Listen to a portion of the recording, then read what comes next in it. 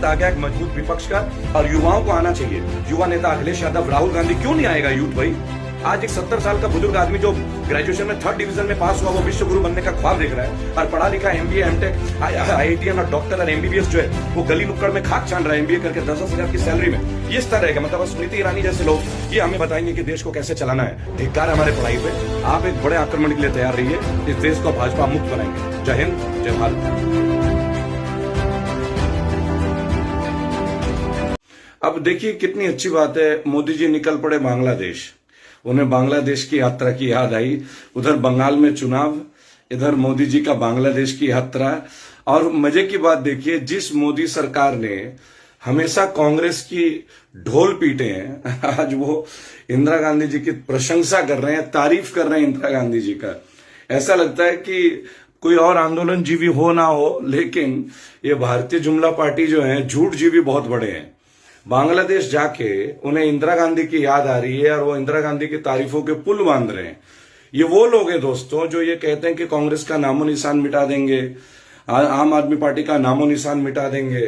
ये वो पार्टी है जो बहुजन समाज पार्टी को, मतलब किसी भी पॉलिटिकल पार्टी को रहने का नाम ना छोड़ने वाले, आज जाके बांग्लादेश में माननीय प्रधानमंत्री जी बांग्लादेश की ऐतिहासिक यात्रा में, और वो लिखते हैं कि मंदिर में जा रहे हैं, मस्जिद में जा रहे हैं। मैं तो केवल एक बात पूछूंगा, कोरोना काल है मोदी जी, अगर सफर करना, अगर लॉकडाउन है तो फिर आप भी थोड़ा कम ही घूमिए।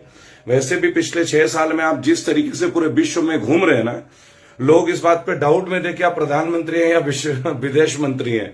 ये एक छोटे से बच्चा भी बोल सकता है, ये कोई मेरा अपना कहना नहीं है। हर भारतीय के अंदर एक ही भावना थी कि पिछले 6.5 साल में आप जिस तरीके से पूरे विश्व में घूम रहे हैं ना, ऐसा तो शायद कोई देश का प्रधानमंत्री कहीं नहीं घुमा हो। किसी देश का विदेश मंत्री भी इतना नहीं घुमा होगा। अगर उसका आरटीआई का हमें मिल जाए ना कि कितने करोड़ रुपए आपने खर्च किए हैं अपने तमाम 6.5 साल के विदेश यात्रा में। लेकिन एक ताज्जुब की बात है, एक ताज्जुब की बात है कि आप बांग्लादेश की यात्रा में जाके इंदिरा गांधी की तारीफ कर रहे हैं और अपने देश में आप कांग्रेस की बजाते हैं, कांग्रेस को चोर बताते हैं, आपकी पार्टी घोटालेबाज बताती है कि देश को बेच दिया कांग्रेस ने, कांग्रेस 100 साल पीछे ले गई हम लोगों को। ये दोगलापन क्यों, ये दो तरफा नीति क्यों, ये जैसी कथनी वैसी करनी क्यों नहीं? मुझे बात समझ में, जैसा चित्र वैसा चरित्र क्यों नहीं? आप विदेश में जाके तारीफ कर रहे हैं इंदिरा गांधी जी की, आप विदेश में जाकर, और अपने देश में आप कांग्रेस के लिए आप लोग गालियां निकालते हैं, कांग्रेस को चोर बताते हैं। तो कहीं ना कहीं एक सवाल उठता है कि आप पहले झूठ बोल रहे थे या आप झूठ बोल रहे हैं? ये लोगों के मन में एक प्रश्न है। लाखों करोड़ों भारतीय ये बात सोचेंगे यार, अवश्य सोचने के लिए मजबूर होंगे कि आप या तो पहले झूठ बोलते थे या अब झूठ बोल रहे हैं। इन दोनों झूठों की इंक्वायरी कौन करेगा? सीबीआई, एनआईए या और भी कोई पुलिस विभाग या क्राइम ब्रांच? और देखिए मुझे बड़ा विचित्र लगा, आप अब कम से कम एक स्टैंड रखिए। अगर आपको कांग्रेस चोर लगता है तो कांग्रेस को चोर ही बताइए, हम वो आपसे स्वीकार कर लेंगे।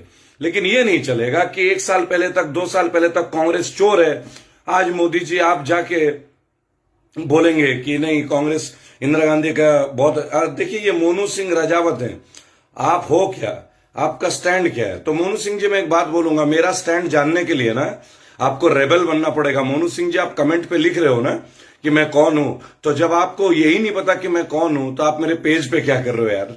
मैंने कौन सा आपको इनविटेशन दिया है, निमंत्रण पत्र दिया है कि आप आइए मेरे पेज पे और कमेंट लिखिए? अगर आप मुझे जानते ही नहीं है तो कमेंट दे रहे हैं और आप पेज पे लिख रहे हैं और पेज पे विजिट कर रहे हैं। ये रेबल सदानंद पति का पेज है मेरे भाई। अगर आप मुझे नहीं जानते होते ना तो आप कमेंट नहीं कर रहे होते। तो सवाल वो पूछिए, बीजेपी वालों की तरह सवाल मत पूछिए मोनू सिंह जी। मैं अपने तमाम ऑडियंस से बोलूंगा, ये मोनू सिंह राजावत बालाजी हैं कोई, वो मेरे लिए कुछ कमेंट लिख रहे हैं। मैं चाहूंगा आप लोग थोड़ा गौर कीजिएगा और मोनू जी को एक उचित जवाब दीजिएगा प्लीज, एक उचित जवाब जरूर दीजिएगा। Abhan Rabha ji good morning, Bhivam Roy ji good morning sir, Sandeep Patel ji good morning, Sharifuddin good morning, और अमन भारतीय आप लिखते हैं इतनी मिर्ची क्यों लगती है तुमको उनके घूमने से? अमन भारतीय जी, मिर्ची इसलिए लगता है ना कि बहुत अच्छे से टैक्स भरता हूं, मेहनत करके कमा के टैक्स भरता हूं। अमन भारतीय जी, आप जैसे बीजेपी के अंधभक्त नहीं है हम लोग कि हम सवाल भी ना करें। मेरे पैसों से घूमते हैं वो, मेरे पैसों से, मैं टैक्स पे ही हूं और अच्छा खासा टैक्स देता हूं। आपकी तरह कमेंट नहीं करता। और मेरे, अगर आपको लगता है कि मुझे इतनी मिर्ची लगती है तो मेरे लिखने से, सवाल करने से भला आपके पेट में क्यों दर्द होता है? अमन भारतीय जी, लेखराज जी नमस्कार। मैं चाहूंगा अमन भारती जी को लोग थोड़ा लिख के भेजें, उनकी याददाश्त को थोड़ा दुरुस्त करें कि कोई भी मंत्री हो वो हम लोगों के टैक्स के पैसे से ही बाहर घूमते हैं। और वो जो पेंशन भी लेते हैं ना अमन भारतीय जी, और वो जो कैंटीन में 1 रुपए का बिरयानी खाते हैं ना पार्लियामेंट में, वो भी मेरे आप जैसे भाइयों के मेहनत के पैसे के हैं। तो अमन भारतीय जी ये मत पूछिए कि मुझे मिर्च क्यों लग रही है। मिर्च लगती है क्योंकि मेहनत करके हम टैक्स देते हैं। मिर्च लगती है जब फास्टैग हमसे लिया जाता है। मिर्च लगती है जब हमसे हाई सिक्योरिटी प्लेट के नाम पे 1200 रुपए लिए जाते हैं, क्योंकि हम मेहनत कश लोग हैं। अमन भारतीय जी आप कमेंट लिख रहे हैं ना, मैं आप ही का जवाब दे रहा हूं सर। मैं चाहूंगा जितने भी लोग हैं, संदीप पटेल जी नमस्कार, और राहुल अंबेडकर जी नमस्कार, ये अमन भारतीय जी को आप लोग कुछ लिख के जरूर दीजिए। इन जैसे लोगों की वजह से देश में सवाल पूछना भारी हो जाता है। ये कहते हैं हमें मिर्च लगती है मोदी जी की यात्रा पर। अरे भाई मिर्च क्यों नहीं लगेगी? गाढ़े मेहनत के पैसे से मोदी जी 10 लाख का सूट पहनेंगे, 8,000 करोड़ के यान पे बैठेंगे, है ना, 50-50 बॉडीगार्ड रहेगा। वो तो सर्वत्रिक अच्छे व्यक्ति हैं, इतनी सिक्योरिटी की जरूरत ही क्यों पड़ रही है बीजेपी के नेताओं को? ये तो देश के लिए हितकारी लोग हैं, ये तो देश के लिए हितकारी लोग हैं। आप दूसरों की सिक्योरिटी हटाते हैं ना। मैं कहता हूं भाजपा के तमाम लोगों के नेताओं के सिक्योरिटी हटा के तो देखिए आप एक बार, आपको भारत में एक नया कल्चर नजर आ जाएगा, है ना। क्योंकि आपको पता चलेगा कि भाजपा के लोग क्यों इतनी सिक्योरिटी को लेकर चलते हैं, क्योंकि कोई भी काम अच्छा करते ही नहीं है आप लोग। झूठ जीवी हैं आप लोग, झूठ जीवी। आप लोगों ने हम एक्टिविस्टों को आंदोलन जीवी परजीवी बोला था ना, आप लोग झूठ जीवी हैं। आप लोगों का जीवन जो है वो झूठ से भरा हुआ। आप लोग की कथनी और करनी में जमीन आसमान का फर्क है। फिलहाल मैं एक बात पूछूंगा कि माननीय मोदी जी आप बांग्लादेश आ गए, अच्छी बात है आप बांग्लादेश आ गए, वहां के आप इंदिरा गांधी जी की तारीफ कर रहे हैं। अच्छा नहीं लगता आपके मुंह से इंदिरा गांधी जी की तारीफ सुनते हुए, बिल्कुल भी अच्छा नहीं लगता। आप वही बोलिए जो आपके मुंह से सुनने में अच्छा लगता है। गालियां निकालिए, आप दूसरे पार्टियों को छोटा दिखाइए, जुमले दीजिए, कॉमेडी की बातें बोलिए, हंसाइए, वो अच्छा लगेगा। अब हमें आदत पड़ गई आपके झूठों की। मैं देश को झुकने नहीं दूंगा। आपको याद होगा ना मनमोहन सिंह जी के लिए आपने क्या बोला था कि क्या ये उचित है, सिलेंडर का रेट इतना उचित है, ट्रेन की क्या हालत है। आज तो आपने हमें मंगल ग्रह पे पहुंचा दिया माननीय मोदी जी और आपकी टीम ने। और बड़ा मजा आता है जब आपकी टीम का अमित शाह जी कलकत्ता में जाके बोलते हैं हम लोग सोनार बंगला बनाएंगे। आप बोलते हैं दीदी के राज्य में दंगे होते हैं। अरे मैं बंगाली हूं मोदी जी, हाँ मैं बंगाली। बंगाली जानते हैं, और ये बंगाल है, यहां पे काला जादू है। ऐसा काला जादू होगा ना मोदी जी, यहां से भाजपा की छुट्टी का टिकट स्टार्ट होगा। और अभी तो मैं 22 नेताओं का काम कर रहा हूं। अभी मेरी बात सुनिएगा, 2022 में यूपी और उत्तराखंड रेबल फाउंडेशन अपनी पूरी टीम के साथ, इस वीडियो में मैं एक बात बता दूंगा, जितने भी एमएलएज हैं अलग अलग पार्टीज के और जो इस विचारधारा के या आरएसएस के बीजेपी के विचारधारा के खिलाफ हैं, याद कीजिएगा हमें, बुलाइएगा हमें। हम अगर 100% आप लोगों को जिता के ना दिखा दें तो रेबल मेरा नाम नहीं। अब तक 53 सीट के लिए हम लोगों ने निस्वार्थ भावना से खड़ा है, 53 के 53 सीट जीते हम लोग। रेबल फाउंडेशन 53 सीट्स के लिए हम लोग खड़े हुए हैं लोगों के सपोर्ट के लिए। और मैंने बोला है हम पार्लियामेंट को क्राइम फ्री बनाएंगे। अब हम ये 50 साल के ऊपर के जो 60 साल के बुढ़े हैं ना, इनको पार्लियामेंट में नहीं जाने देंगे। देश का युवा सड़कों में, और ना चलने वाले, ना चलने लायक जो बुढ़े हैं वो जाके पार्लियामेंट में बैठते हैं और 1 रुपए की बिरयानी खाते हैं। और फिर हमारे कुछ अंधभक्त बोलते हैं कि मुझे मिर्ची लगती है। अरे भाई मेरा टैक्स का पैसा है मोदी जी, मैं टैक्स पे हूं, मैं टैक्स देता हूं, और मेरी तरह करोड़ों भारतीय टैक्स देते हैं। अब चुप्पी का दौर नहीं है। 3 दिन 4 दिन के लिए आया हूं बंगाल से दिल्ली, तबीयत थोड़ी खराब है, रुक गया हूं, जा रहा हूं, परसों तक चले जाऊंगा बंगाल और 1 महीना रहूंगा। और गली गली जाते हैं हम लोग, बड़े बड़े हवाई जहाजों के अंदर ही नहीं बैठे रहते हैं और एसी गाड़ियों में, रोड पे घूमते हैं गली गली में। शेड्यूल कास्ट, शेड्यूल ट्राइब, ब्राह्मणों के मोहल्ले, राजपूतों के मोहल्ले, हर चौधरियों के मोहल्ले, हर मोहल्ले में जाते हैं हम लोग और वहां जाके ना सच्चाई का पर्दाफाश करते हैं, बताते हैं लोगों को कि आपने गुजरात में क्या किया है। कुछ भी नहीं है, सड़कें टूटी हुई है, पानी का प्याऊ तक नहीं है। मैं आपको बताऊं, दिल्ली से तुलना करते थे ना आप लोग, बंगाल से तुलना करते थे। अरे आप लोगों के शासित राज्यों में तो कुछ है ही नहीं। मैं आपको बता दूं, क्राइम नंबर 1, महंगाई नंबर 1, गुंडागर्दी नंबर 1, सरकारी गुंडागर्दी। आपको बताऊं, चलो आपको अब 2-3 दिन के अंदर एक वीडियो दिखाऊंगा।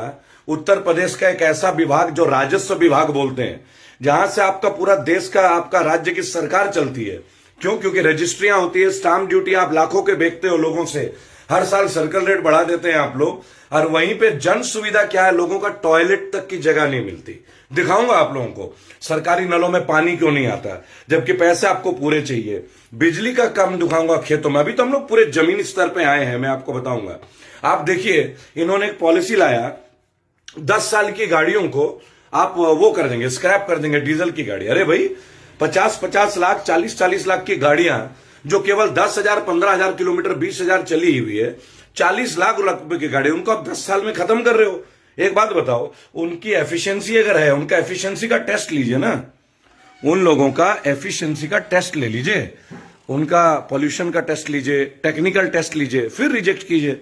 आपने वो रिजेक्ट नहीं किया, आपने सीधा पॉलिसी लाया कि नहीं, गाड़ियां खत्म कर देंगे। एक बात बताइए, जिन लोगों ने 30-40 लाख की गाड़ियां खरीदी, 15 लाख की गाड़ियां खड़ी, परिवार वाले लोग ऑफिस के बाद थोड़ा बहुत परिवार के साथ घूमने जाते हैं, अगर उनकी गाड़ी चली ही नहीं हो, प्रॉपर टाइम पे सर्विस हो रही हो, उन गाड़ियों को आप स्क्रैप में डालोगे तो लोग कैसे जिएंगे? क्या गाड़ी खरीदना मजाक है? आप गाड़ी खरीदने में सब्सिडी देते हैं क्या? इतना जीएसटी लगाया आपने, कम से कम। आपको एक बात और बता दें, आज प्रति किलोमीटर हम 1 रुपए से ऊपर हम टैक्स देते हैं, टोल टैक्स प्रति किलोमीटर। भारत के किसी भी कोने में आप चले जाओ, 1 रुपए से ऊपर पर किलोमीटर हम भर रहे हैं टोल टैक्स, कहीं भी चले जाओ इंडिया में। यानी एक तो डीजल 1 रुपए किलोमीटर से, मतलब 1 किलोमीटर पे 10 रुपए लग जाए या 15 रुपए लग जाए, ऊपर से आपका 1 से 1.5 रुपए पर किलोमीटर। इसे आप बोलते हैं तरक्की, और आप बोलते हैं कि हमने देश के कोने कोने में सड़क बनाया। गजब, आपने सड़क क्या बनाया साहब? आपने हम लोगों से उगाही का धंधा शुरू कर दिया, एनएचएआई को प्राइवेट कर दिया जो कि प्रॉफिट में थी। मैं तो एक बात बोलूंगा, वो दिन दूर नहीं जब बीजेपी वाले ये बोलने लगे कि 1983 का वर्ल्ड कप भी आप ही लोग जीत के लाए थे। आप सोच लीजिएगा। राजेश जी खोल दीजिए। मैं आपको बता दूं एक बात, आपने जो भी पॉलिसीज किए हैं ना, अब आप बांग्लादेश के दौरे में जाके जो माननीय पूर्व प्रधानमंत्री स्वर्गीय इंदिरा गांधी की तारीफें कर रहे हैं ना, उससे एक बात तो साबित हो गया कि आपकी कथनी और करनी में बहुत फर्क है। कभी आप लोग कांग्रेस को चोर बताते हो, कभी आप लोग बताते हो कि ये बहुत अच्छी प्राइम मिनिस्टर थी। अरे एक जगह पे टिक जाइए, एक जुबान पे टिक जाइए, जो बोलते हैं कम से कम एक स्थिर तो रहिए, तब तो लगेगा कि हाँ भाई कुछ है। आप रोज रोज अलग अलग बातचीत करोगे, ऐसे तो भरोसा टूट जाएगा, ऐसे तो भाजपा वालों का ही भरोसा टूट जाएगा आपके ऊपर से। अरे हमारा नहीं तो भाजपा वालों के बारे में सोच लीजिए, हम तो विरोधी हैं ही आपके बर्बाद करने वाले नीतियों के खिलाफ, हम उग्र विरोधी बनेंगे। अब हम उतर रहे हैं सड़कों में, सड़कों पे उतर रहे हैं, लेकिन हमारा उग्रता जो है ना, हिंसा के प्रति नहीं होगी। हमारी उग्रता आपकी पार्टियों को भी हम उखाड़ेंगे। जैसे आप लोगों ने बोला था कि कांग्रेस मुक्त या भाजपा मुक्त, मतलब अरविंद केजरीवाल मुक्त भारत, यही सब आप लोग सोचते हो ना। इस बार भाजपा मुक्त भारत के लिए हम लड़ाई शुरू कर रहे हैं। एक आध नहीं, 5,000 एक्टिविस्ट रेबल सदानंद के साथ।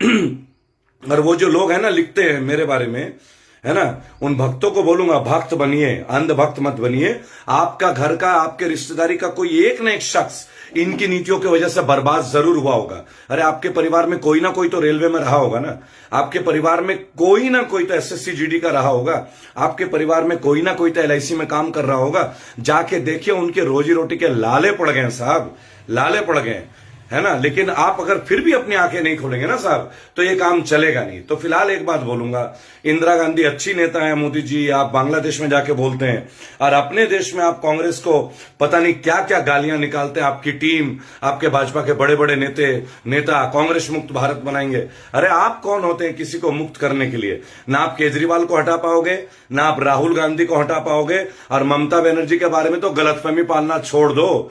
दीदी के लिए रेबल खड़ा है, रेबल। और रेबल की ताकत क्या है, वो बंगाल में आके देखिएगा। बुला लीजिए ना मेरे मंच पे एक दिन भाजपा के बड़े बड़े नेताओं को। आ सकता है क्या कोई?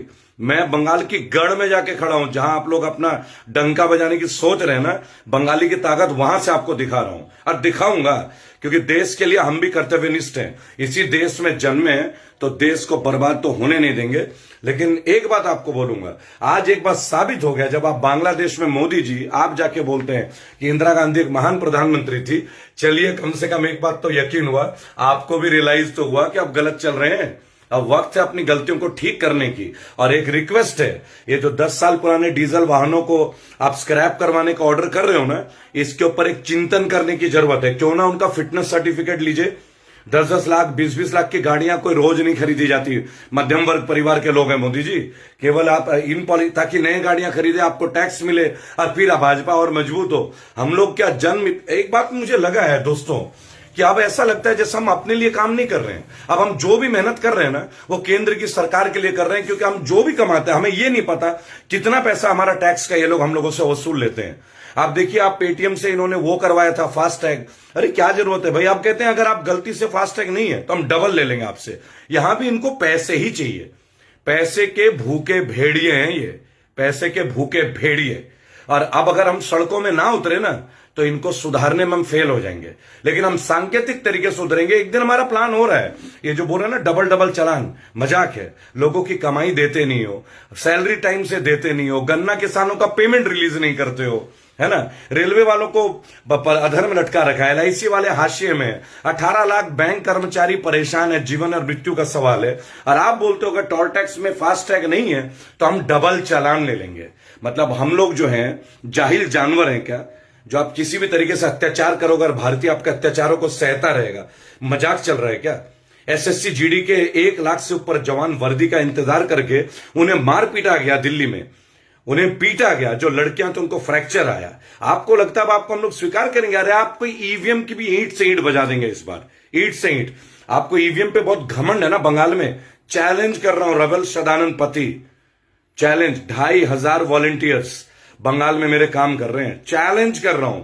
आप देखिएगा, अभी तो आपका आसनसोल सीट से जो खड़ी है ना बीजेपी में, मैं वहां जाने वाला हूं और टक्कर के साथ खड़ा हूंगा, टक्कर के साथ। और वहां जो है ना साइनी जी जो खड़ी हो रही है TMC से, उनके कंधे से कंधे मिलाकर उनको जिता के दिखाऊंगा। आप देखते रहिएगा, अभी आप देखते रहिएगा। इस बार तो भारतीयों ने ठान लिया है कि आप लोगों की छुट्टी करेंगे अच्छे से।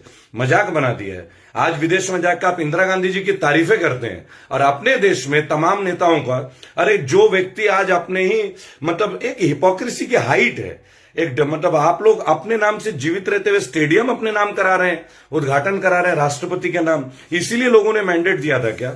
मुख्य न्यायाधीश को राज्यसभा भेज दे रहे हैं। अरे ओपनली आप लोग एक्सप्लॉइटेशन कर रहे हैं भारतीयों का। और आपको लगता है भारतीय अब चुप रहेगा क्योंकि राम मंदिर करते रहेंगे तो हिंदू बहक जाएंगे? अरे उन हिंदुओं को हम जगाएंगे।